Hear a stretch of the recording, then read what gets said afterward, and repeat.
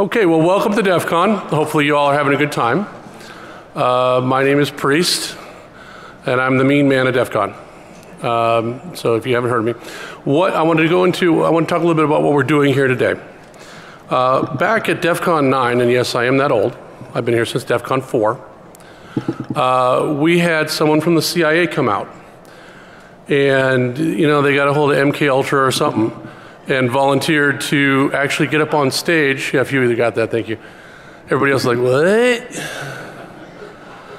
To actually get up on stage and answer any question you wanted to ask of them. The understanding is that there will be some questions that you will ask that they cannot answer. And as I said in the program, we promise no extreme renditions or mind control unless you really deserve it. So if you see me reaching for my microphone, don't run. You'll just get caught tired. I've put together a panel of people who are kind of off the beaten path. You're seeing some retreads. You're seeing some faces you may have seen before because they also do serve a joint purpose. You're also seeing some faces you probably never have seen before. We are a very heavily military-weighted panel. The reason for that is because our military, one of their missions that they're realizing is what we do is very important. So, we're not spotting the feds, sir. Don't give it away. We're very lucky to have them. I ask that you can ask anything you want, just be prepared for the answer. So keep that in mind. And we reserve the right to make fun of you. And you can try to make fun of us. So with that, I'd like to get started. I'm going to have everybody introduce themselves on the panel, starting with this gentleman right here, whom you should know. Hi, my name is G-Mark Hardy. I've been here since DEFCON 4. He's one of our pet feds. We have our own little petting zoo here. 30 years U.S. Navy, retired 2 years ago, private company, National Security Corporation. No, hold on. Where did you work? Department of Defense. Okay. Sometimes you have to beat it out of them. All right, full disclosure here. My career was not in the intelligence world. It's interesting because I'm wearing an NSA shirt and NSA lanyard, but things are not what they appear to be. It's always kind of embarrassing because everybody says, oh yeah, you worked at the agency, you were the Fed, Earlier this year, out at a conference on the East Coast, I took a group of people up to NSA to the Crypto Museum for a tour, and Hal McConnell was there. And Hal's about 80 years old, and he's been around forever, and he turns around, looks around and says, G-Mark, how you doing? And everybody's convinced he really does work here. The point is that it's all in the right direction, that we all work together as a team. You believe that? He doesn't. But that's my story, and I'm sticking to it. Any more? You got to ask me a question. All right, I'm John O'Donoghue. I have not been here since DEFCON 4. I think I was, I don't know, maybe. I don't know if you were born yet. Yeah, something like that. I spent about 9 years in the military, specifically in the Navy. I was a Navy SEAL. And yes, we do other things other than shoot guns. We have a lot of computer-affiliated operations. He's the guy who read the comic books to the other SEALs. I didn't hear what he said.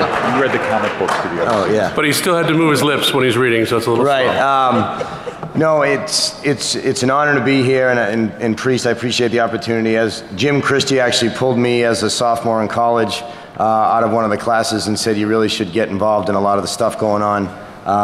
And I found as I was deployed all over the world that more and more a mindset is needed to defeat adversaries, and that mindset is what this conference represents. I do believe, and I started a company around it, that your world is a white canvas. You can paint whatever you want. The question is, how much time do you want to put into it? So if you want to spend your time doing the puzzle out there on the hardware board to try to figure out what that means, you can probably solve it. If you want to spend your time in near-field communications, you can probably do it. If you want to become a Navy SEAL, you can probably do it. So we're in an unbelievable time where we have digital ubiquity, and as we continue to approach that paradigm, knowledge is in abundance, although time is not. So the choice is yours in being able to find what you'd like to go down the path, but understand you define your own limitations. And you're going to get a lot of questions about that video game. What is it, SOCOM and Call of Duty? So be prepared. In Act of Valor. Yeah, and Act of Valor, yeah. Hey, good afternoon. My name is Lieutenant Colonel Mark Coffin. I'm a U.S. Army active duty officer with 25 years of experience. I'm currently stationed at U.S. Strategic Command in Omaha, Nebraska. Normally that's associated with nuclear, but also we have the lead for cyber, not Cyber Command. We're the higher command above Cyber Command.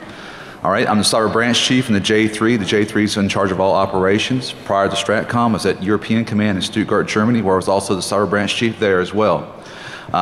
I'm an offensive guy, not a defensive guy. He's actually a really nice guy. Don't believe him. He's not offensive at all. If you have questions in regards to policy, strategy, doctrine, planning, and execution of cyberspace operations, feel free to ask those questions. Also, I had the best job in the Army prior to that. I was one of the Army Red Team leads where I was allowed to break and enter legally around the world, which we were successful in doing every single solitary time we went out, which gives you some indications of the status of our networks that we would find, both physically and electronically. I'm sorry, sir. I gotta get this out of the way. Where are the nuclear vessels in Alameda? Thanks, Priest.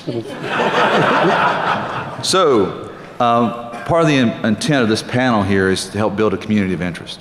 And as part of that building a community of interest, I also serve as the managing director of a forum on LinkedIn called the Cybersecurity Forum Initiative, about 15,000 people, both national and international. It's a discussion forum of all things cyber. So if anyone's interested in continuing the dialogue, we can also dialogue there, and we'll all be available after this is over for the question and answer sessions across the hall, and I'm also working behind the registration counter. So if you see me tomorrow and you have something you don't want to ask today or over there, just stop me, and we'll be glad to chat. Thanks. Feds are people too. All these guys are very approachable. Hi, my name is Mike Fox. Currently in Army DAC, working for the G2 and INSCOM.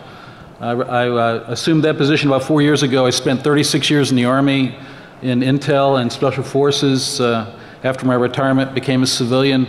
For the last 8 years, I've been building Army cyber capacity, working with INSCOM. And what we've created is a brigade. Part of that brigade is made up of 400 civilians. And so we're looking for people just like you to fit in. That brigade does both things. It does offensive and defensive things.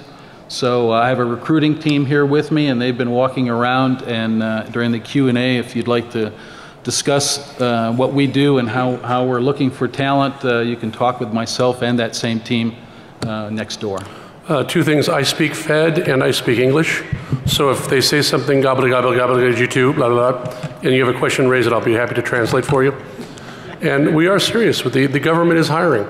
And I went back into government service after 9/11, and it is a very rewarding career with some very, very cool toys. I have a $500,000 a year budget just for myself for toys that we put together. It doesn't pay as much, but like I said, you get the really, really cool toys. And in his case, you get to kill people. My name's Jim Lent. I only had 21 years in the Army, but I started out in 1975, and I got to go to some other places in the government. I'm currently the G2 for CCOM, and it's a civilian billet that's been civilianized to the GG 13 or 15 billet. And it's a very unusual that positions are civilianized. So those of you who didn't want to go active duty and run PT and run long miles, there is really hope. There is civilian jobs. Right now, he's got the money to hire, and it's a lot of fun. And it's a lot better on your body too in the long run. I started out in the Marine Infantry, then went into Army or Marine Corps counterintelligence, then Army counterintelligence. Retired as a Army Special Agent in counterintelligence, and then ended up working overseas, civil service in Korea. Got a job with DHS Intel for a couple of years as they were standing up, and I was the lead cyber intel analyst. Moved from there to Department of Energy, worked security of the national labs, 10 national labs, $81 million budget. Good God, you'd think that's a lot of money. It isn't. It wasn't as much as we needed. And obviously cyber is a big issue at DOE.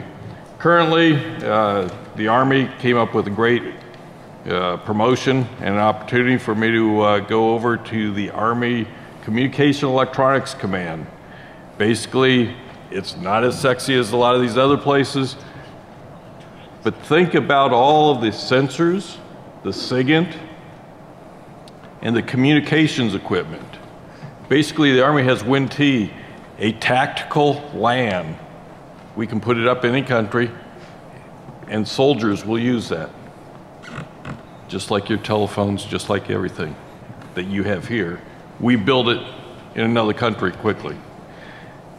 Now, my silly job is to figure out how to do research and development and acquisition, security and intelligence for those toys. How do we Translation, really cool shit. lots of neat toys, but how do we keep that safe and secure? And later on, in a question and answer, you guys might ask how we do that. By the way, I want to point out there is one fighter pilot on this panel. If we've already gotten to him or when we get to him, I'd like to see if you can guess who it is. It should be pretty obvious. If you notice, you know, I'm uglier than sin. There's really only one movie star quality guy on the stage who's perfectly proportioned, has a six-pack at his age. Yeah. Any guesses, by the way? Anybody? No guessing? Priest, how do you know he has a six-pack? Sir, it's my understanding you can no longer ask me those kinds of questions, sir. Priest, you can ask those questions, and I gave you a six-pack of Corona just a couple minutes ago. I told you I wasn't cheap, sir. I'm the fighter pilot. My name is Punch Moulton. I grew up in the Air Force in the 70s and 80s and 90s, flying F-15s. I spent four different times I was assigned over in East Asia, but what matters most to this organization is that my last job I was the director of operations for European Command. That's a job that, for those who know the vernacular, I was the J3. It's a job that tackles all the U.S. military operations and coordinates with any other government agency that would be in the European region that's doing U.S. federal government kind of national security stuff. So we dealt with the State Department, we dealt with the NSA, we dealt with Department of Energy and USAID and the like. That job spanned 51 countries. That's from Vladivostok to Greenland, from the North Pole down to the southern edge of the Mediterranean.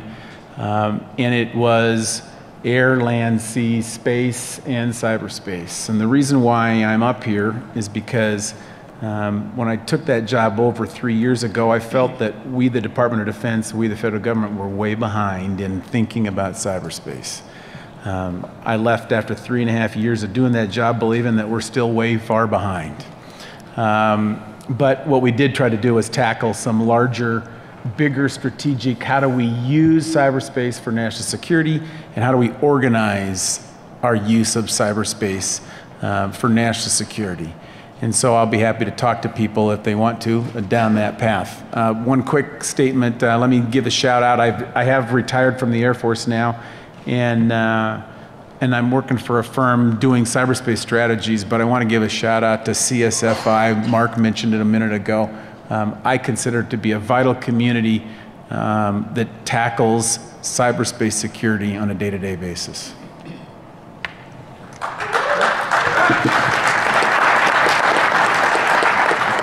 You now get to hear from the very scary person. Yeah. Not really. I'm Kathy Roberts. I did 32 years in the United States Air Force, mostly in space, some also in cyber. In the first Fed panel, they mentioned eligible receiver. I was a party to all of that as a younger officer. I spent a lot of time in and out of the NRO, and my last position in the NRO was as the director of the Signals Intelligence Satellite Acquisition. I retired in 2009 and didn't want to go back to fairly regimented and lots of hours, so I worked for myself. I highly recommend it. Does everyone here know who the NRO is? Very good. So when you go outside and smile for the satellite picture, she's the one who gets to see you. They were one of the, they are still and were one of the most secretive organizations in the U.S. government. They didn't even acknowledge that they officially existed until 1992, to give you an idea. The next gentleman, I'm going to introduce myself because he's too modest. This is the real Mark Harmon from NCIS. You had the posers on stage. Here's the real Mark Harmon, honest to God. Go ahead, sir. Okay, my name's John Lee. I recently retired from NCIS after 24 years. I was started out in LA with Leon Carroll, who was on the panel previously. Some of the things I did, I was assigned as a special agent afloat aboard the USS Kitty Hawk when she was commissioned, or still commissioned. And as a special agent afloat, one of the things we were affectionately known as a special agent adrift, because once you pulled away from the pier and we was in the middle of the ocean, everybody forgot about you in the office. Subsequent to that, I went overseas and I started doing cyber investigations. I was a cyber street agent for about 6 years. Moved into management for 4 years. I was a division chief for the Pacific Cyber Division. And after that, I said, I believed I drank the Kool-Aid and I went to headquarters, and because they said it was a career-enhancing position, and they lied. They did. As a result, I've since retired and doing well. If you have any questions on federal law enforcement, getting into it, or what you need to do, the process, please see me afterwards. He also got to kill people. I'm Jim Christie, and I've been with the government for 41 years now. I started out as a system administrator and then a programmer, and then I got the opportunity to go to the Air Force Office of Special Investigations to run their computer crime unit. Things people don't realize is that OSI was the first law enforcement agency, that includes NCIS, first law enforcement agency anywhere in the world to have a computer crime unit, and they formed it way back in 1978. After 11 years running that program, I had the opportunity to be detailed to Senator Sam Nunn on the Permanent Subcommittee for Investigations, and we ran hearings back in '96 on the cyber threat to national security. From there, I was detailed to President's Infrastructure Protection Task Force down at the FBI headquarters for 2 years. Glacier-like, man. Anyway, all you FBI agents in the, raise your hand. And from there, I went over to OSD, worked for Len Wells, who was on the previous panel. And for the last 10 years, I've been at the DoD Cyber Crime Center, where we have the world's largest accredited digital forensics lab with about 110 forensic examiners. And we're always looking for talented people, and that's why we've been coming to DEFCON for about 14 years now.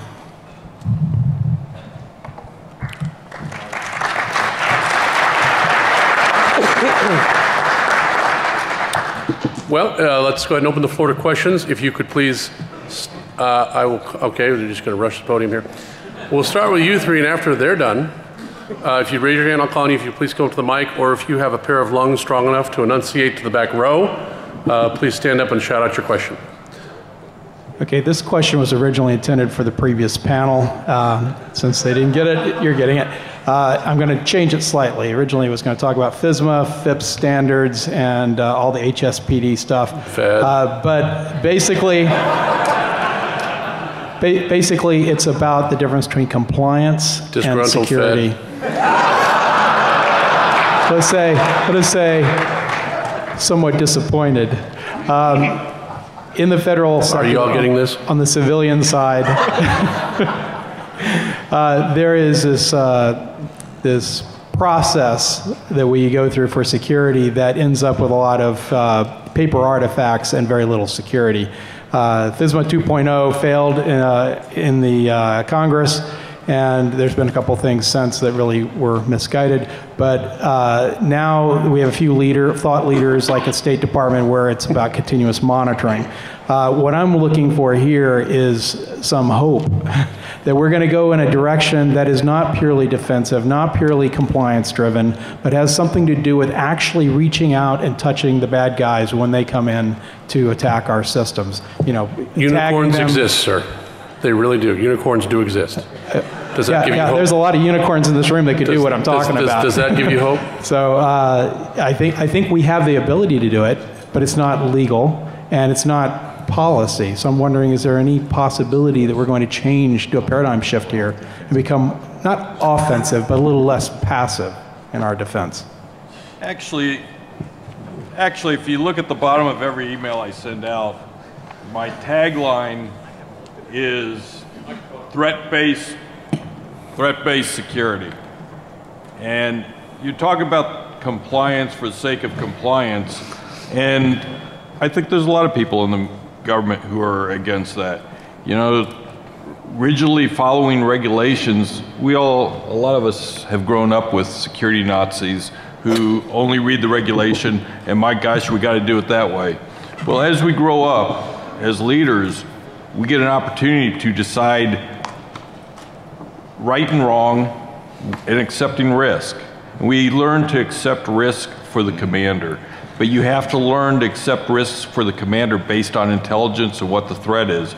I will not build a 10-foot fence when I know I'm being attacked by 2-foot midgets. But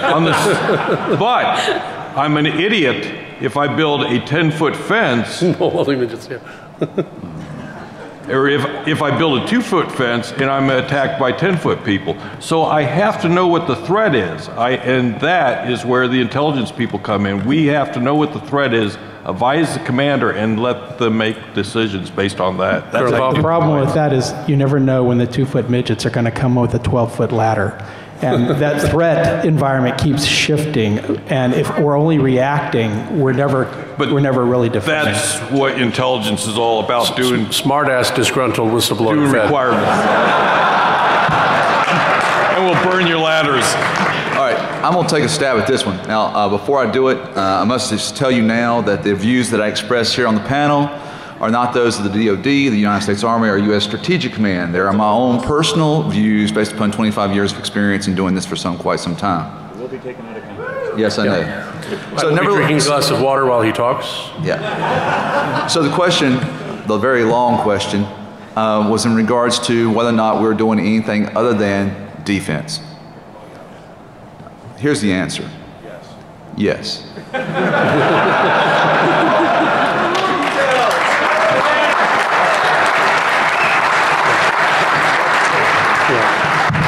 But more importantly, it's the skills that you have that we need to bring into the fold to make what happens to defend networks that much more proactive rather than reactive. And just to add on top of that, think about what's happening in our corporate world now in regards to the attacks they undergo and the theft of intellectual property. You see what they have done on their own as a corporate entity to help disrupt those attacks. They've not just been purely defensive. Also, they've not just taken place within the cyberspace domain. They used all assets of power available to them in order to help execute an action to stop the pain.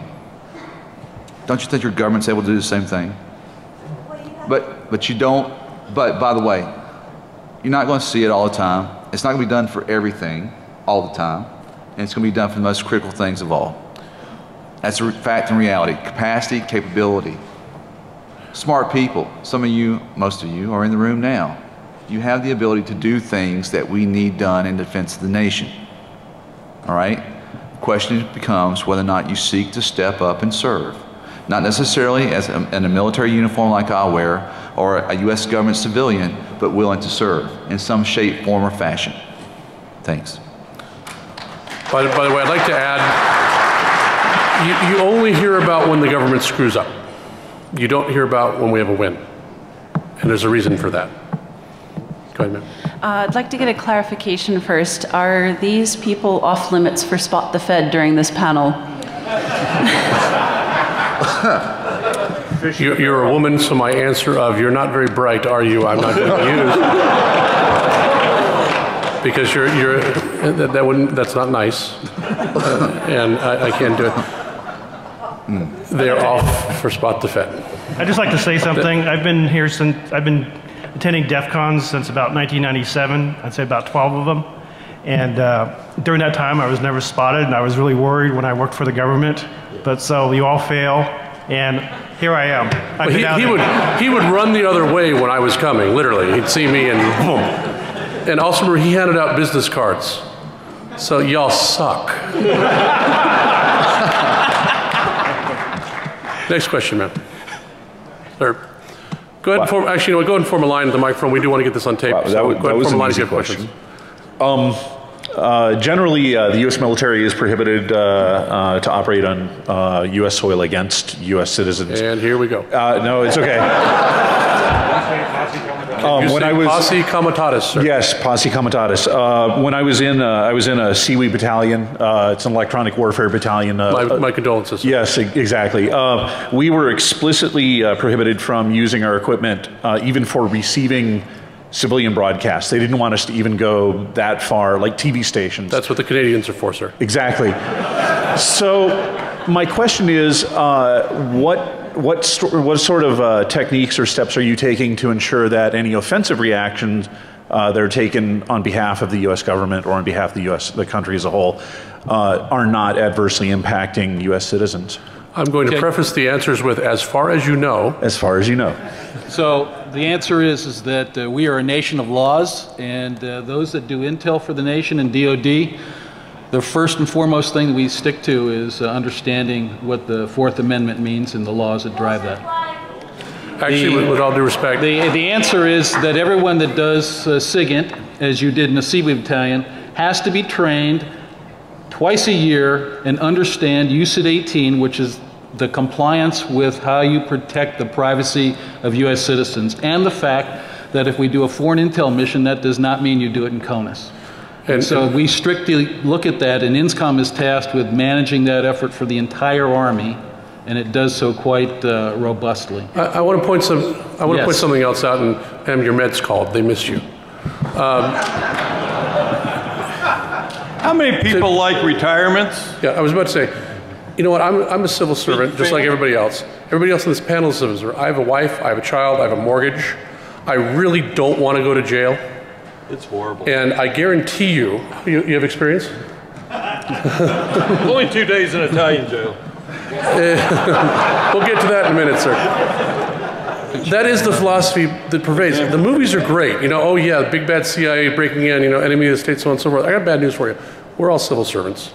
We all work 9 to 5. We're not plotting how to get you. And we are not going to break the law, and it will come out. CIA selling drugs in South Central Los Angeles, not going to happen. It's going to make the Post. It's going to make CNN. Someone is going to be disgruntled and pissed off and leak it. It will get out. And it just isn't done. We don't want to go to jail. I know I don't. And even at my size, I don't want to be somebody's bitch. So it's just, even if the thought crossed my mind, I'd sit back and go, oh, wait a minute, getting screwed in the ass? No, I'm not going to do it. So just as a follow-up, do incidents occur? Of course. I mean, we're people. Things happen. Every incident, though, is reported, and it's investigated, and that report goes all the way up. Some of them result in action against individuals, but most of the time it comes back to training. Priest, let me make 2 comments to this. First of all, a lot of people are focused on U.S. citizens. The law is actually much broader than U.S. citizens. It talks about U.S. persons, and that's a very different definition. So you should go to the legal document and look at U.S. code as to who all is included in that, because it's a lot broader than U.S. citizens. The other thing in support of what was just said, before people jump to the idea of conspiracies are hard. Never assume conspiracy when ignorance or stupidity will do. Amen.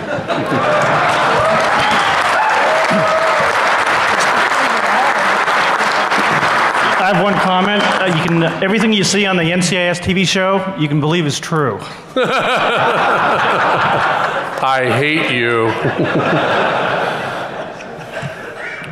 They are, you know what, I've been the subject of investigation peripherally.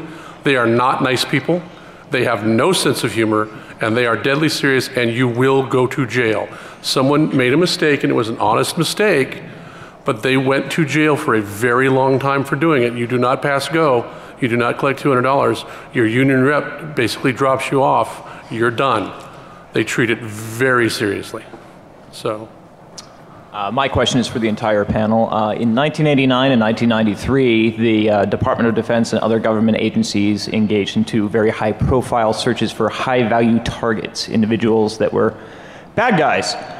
Since then, priorities and technologies have changed, so this is a higher priority, and we obviously have new techniques, technologies for chasing high-value targets. I know that the gentleman from the Navy was involved on the kinetic end of that, and Stratcom now has responsibilities in that area as well. So if the panel could speak about, in the public domain, how technology has changed the hunt for individuals in the real world rather than the virtual world, how virtual tools have changed that process.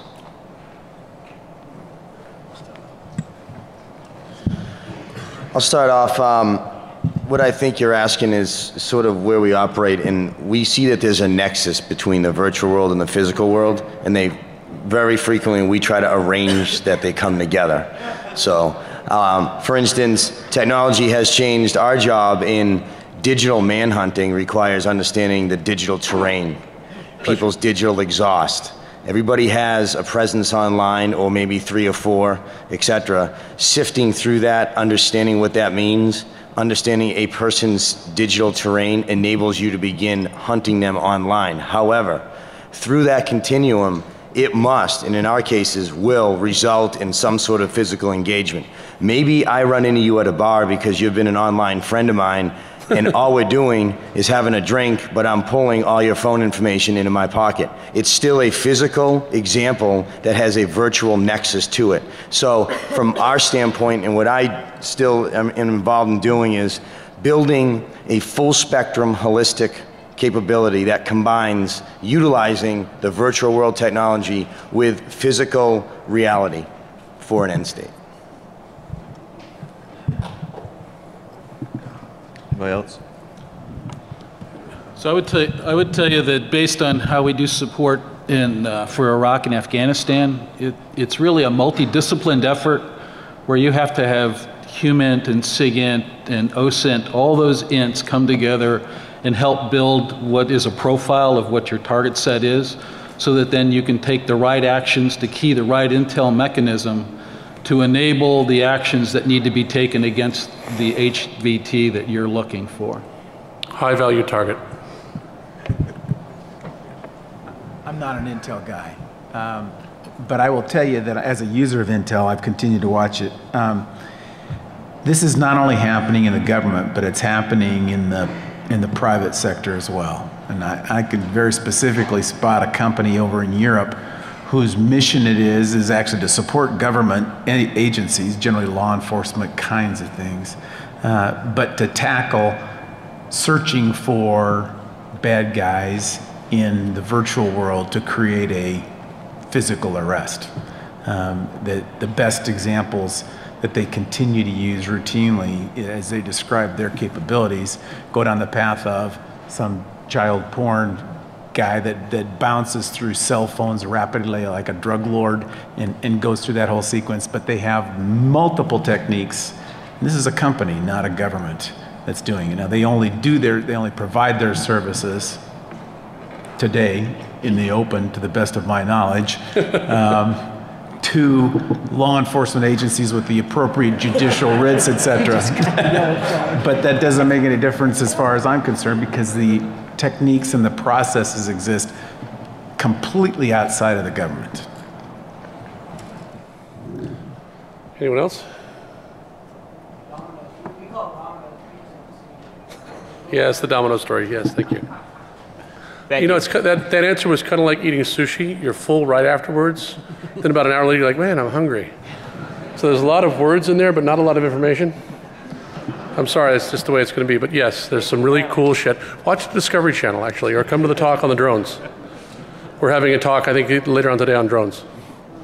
Oh, it was yesterday. I'm sorry, it was yesterday. We got to talk on temporal displacement this afternoon, so go back. That's right. Yes, sir. Hi, thanks for coming before us. And a few months ago, I left a top 5 financial institution. And because of our inordinate market share, we had much more communication with government officials and military forces than most other companies, yet it still felt like a one-way street. What are some ways that you can give us in the private sector meaningful information that we can act on and defend our critical infrastructure? Because right now, it's only one way, and it's not beneficial to us.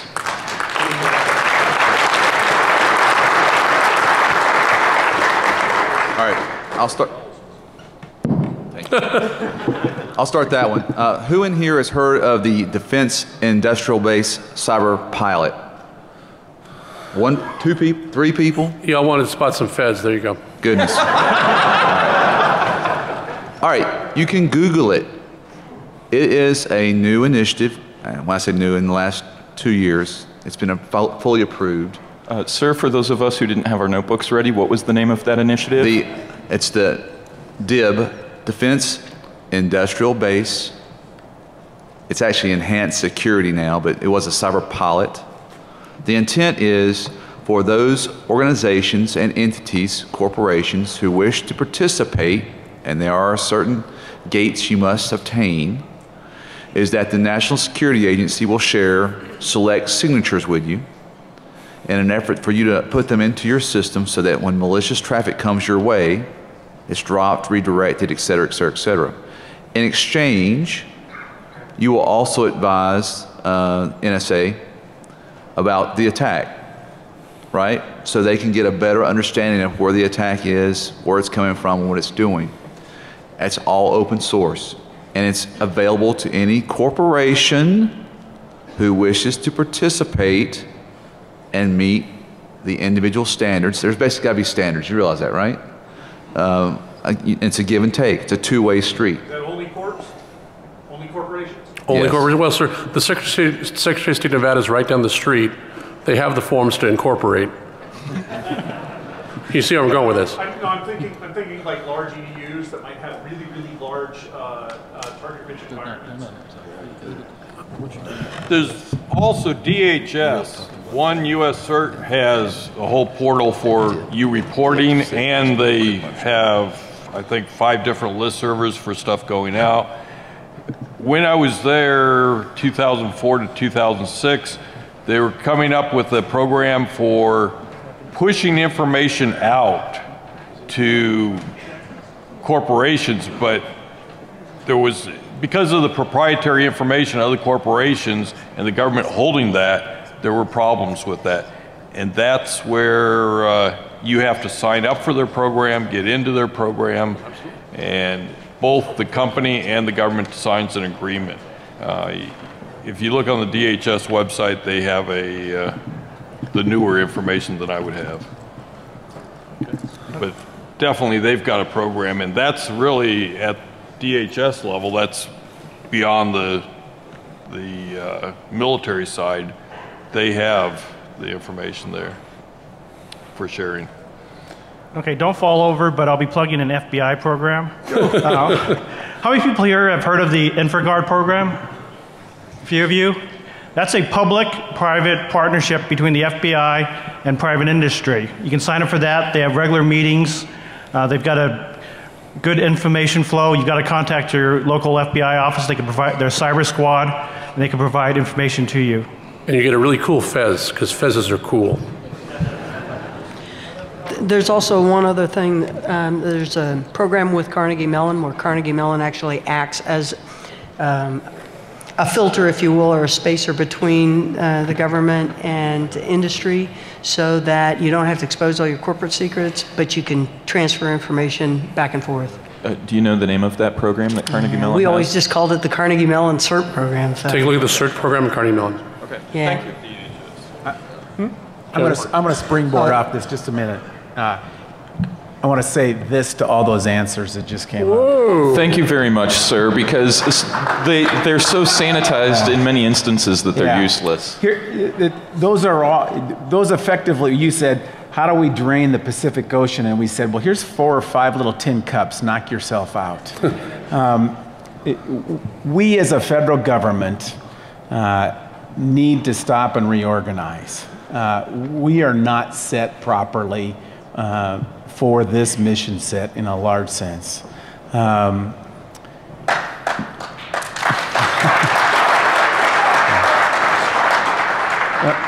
I will tell you, I'll give you the anecdote. Nobody on the planet said that the Department of Defense should be prepared to shoot down airliners on the 10th of September 2001. And everybody on the 12th of September thought that that should have been done. We're going to go through this same metamorphosis in cyberspace, unfortunately. My belief is that you don't want DOD in charge of securing our cyber lives as a nation. Most people would say DHS is the right place for that. It might be organizationally, but it's not the right organization. They can't do it. So Punch Moulton's answer is that we need a whole new way to think. And what we need to do is capture what the federal government does well and what private industry does well, and then to try to cover each other's weaknesses.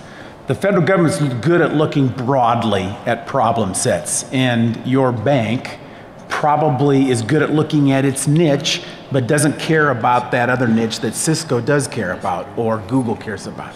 So the federal government is actually good at thinking about the holistic problem. But the federal government is wholly inadequate to be flexible, to be dynamic, and to be responsive. Private industry is, and so what we need is a marriage. And I will tell you that I've thought long and hard about this, and we've done some work trying to work it on Capitol Hill with little success so far. But my proposal, which is first draft and should be probably modified so much it doesn't even look like it after you guys all think about it, is that we actually take a model that does work, sort of, and that's the Federal Reserve. It's quasi-governmental, but outside of the political process. It would probably have a board of governors of this new cyber Federal Reserve thing that is some people from government and have a holistic, probably some people from academia, but a bunch of people from the spread of what cyberspace companies are about in our country. Some of them macro, the Googles, the Apples, the Microsofts, the Ciscos, some of them smaller, probably some of them just past startup in the cybersecurity arena, and have them all on a board of governors that leads then a staff of people that tackle the large questions that we have about cybersecurity for our nation, which would then, if you had that large infrastructure on top, removed from politics, but inviting in the entities that really benefit from this in the corporate world, you would create an environment where sharing public and private would actually really happen.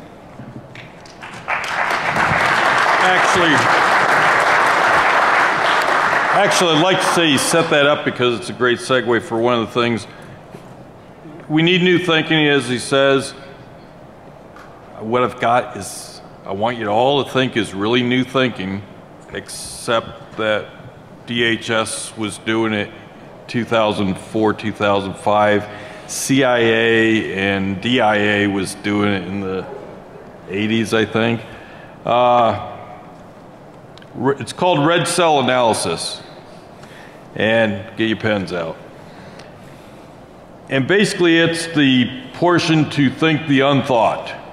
One of the things in the 9/11 Commission was that Intel and the intelligence community had a failure of imagination. Now let's face it, 37 years, you get a little rigid. All of us get rigid. And it's harder to think out of the box when you're inside a box. And we think of set answers, we think of SOPs. And you guys don't even know the SOPs. So this is a neat thing. What red cell analysis is, not red teaming, red cell analysis, is basically coming out and bringing in, we brought in academics and regular civilians off the street at DHS and asked them, we did one on what WMD, we did one on cyber, I can't remember the other ones, maybe pandemic, I think. And we asked people who were specialists in those areas to give their wacky thoughts. What's worst case scenario? What's not so worst case scenario, but possible? And the intel analyst in the back of the room kept their mouths shut and didn't ask too many questions because they did not divulge classified information. The entire event was unclassified. But as a result, we're able to walk away. I'm a big proponent for using the intelligence cycle to make it work. And you have to put in requirements, but you have to think up requirements. And how the hell am I going to think up that airports are really ammunition centers? On the 12th of September, it was an ammunition center. Airplanes are a weapon now. How do we start thinking about those things in cyber? So what I'd like to do is, I've got both a charity and then my day job at work. My charity will pull things for blogs that the charity does. It's a national security charity. But we're looking for ideas, thoughts about how something, what are we forgetting? What are we not thinking, the unthought? And send it to the email address that the guys just set up for me today, DEFCON 20 LINT, L-I-N-T. It's a 4-letter dirty word, just like in your washing machine, lint. DEFCON 20 LINT at gmail.com. I'm watching it. And some of them will, if you're up in the Maryland area, we may pull you into Aberdeen for the trip through our campus, but we may do it either there or we may try to do it through VTC. Real quick, folks, we've got about 5 minutes left. We're not going to get to all the questions. I'm going to see to it that a discussion group is started on the DC Forums list, and I'll give out my email on that list. You can email me directly. I have contact with everybody here. If you didn't get a chance to ask your question, if you didn't get a chance to ask your question in the Q&A period, I will make sure that the message gets passed, and we do our best to get an answer back to you and the entire community. There will be QA after this, yes, sir. Sir, go ahead. I have a more practical question just about talent acquisition, and it's not to anybody specifically or any division, or it's pretty much federal agencies in general that I see all the time. I work in the financial services sector, so we have kind of the similar problem looking for SQL developers, looking for data analysts. But my main question is, have you guys actually gone through from a QA process and tried to apply for a federal job, if you know how punishing it is? And so I hear I hear panel after panel after panel, we're looking for these people, yeah, but then if you've ever tried to go through that process, it's just unbelievably horrible. First of all, sir, get a haircut. Well, that's why I get it. That's why I get to work where I work, because I can look like this. So nobody cares. Second of all, I'm probably the most recent person on the panel to have done a federal application or any application in the government.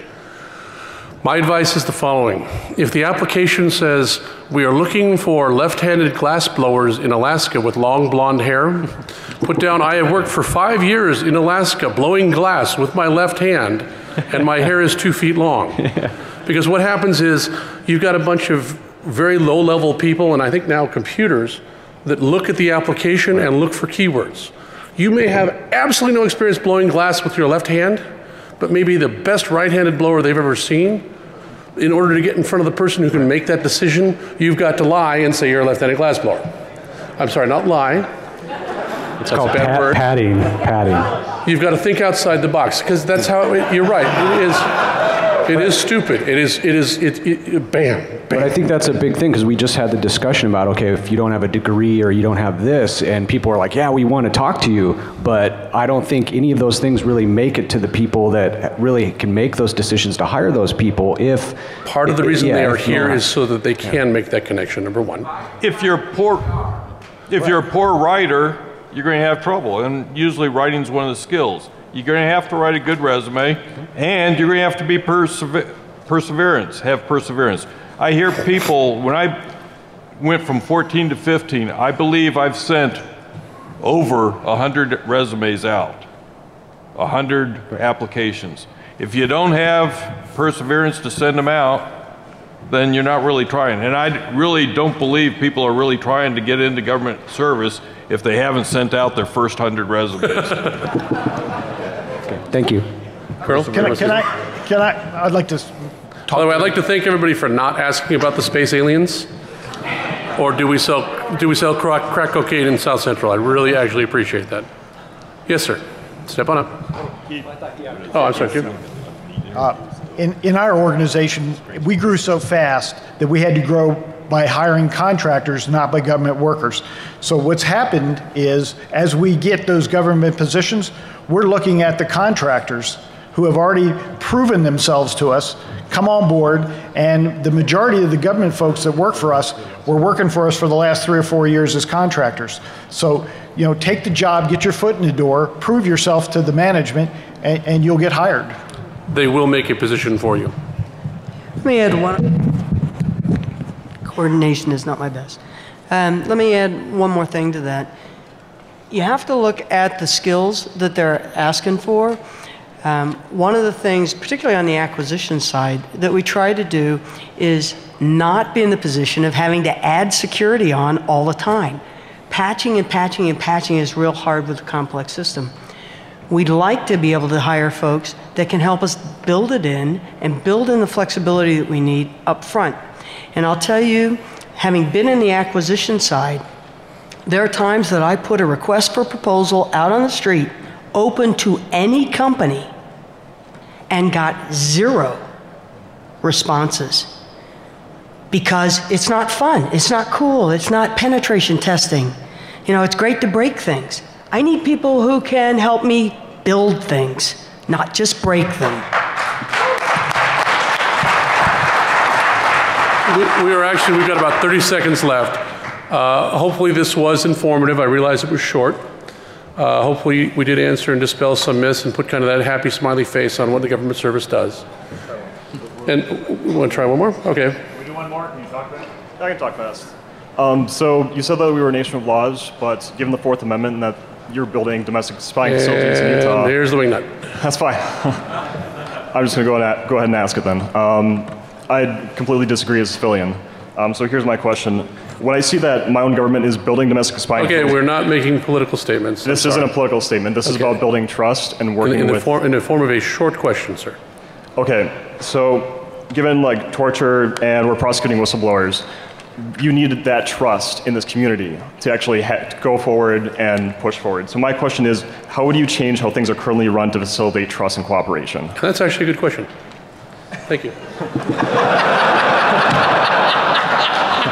I'm happy to please, Priest. We needed some comedy. I couldn't hear the guy's question. Mark looks like the secretary. I've been having a hard time hearing your question. You said, how do we change the culture of trust?